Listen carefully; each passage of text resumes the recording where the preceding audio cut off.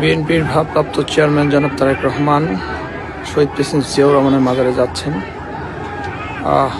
এখানে লক্ষ লক্ষ মানুষ তাকে অভ্যর্থনা জানার জন্য, এক নজর দেখার জন্য দাঁড়িয়েছেন প্রিয় নেতাকে। আর প্রিয় নেতাও তাদের হাত নেড়ে তাদের জবাব দিচ্ছেন।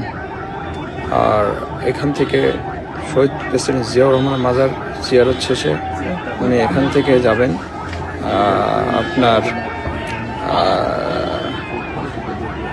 জাতীয় স্মৃতিসৌধে। এখন অবস্থান করছি আমরা আপনার নব থিয়েটারের সামনে অবস্থান করছি। প্রিয় নেতা এখানে লক্ষ লক্ষ মানুষের হাত নেড়ে তাদের অভ্যর্থনা জবাব দিচ্ছেন।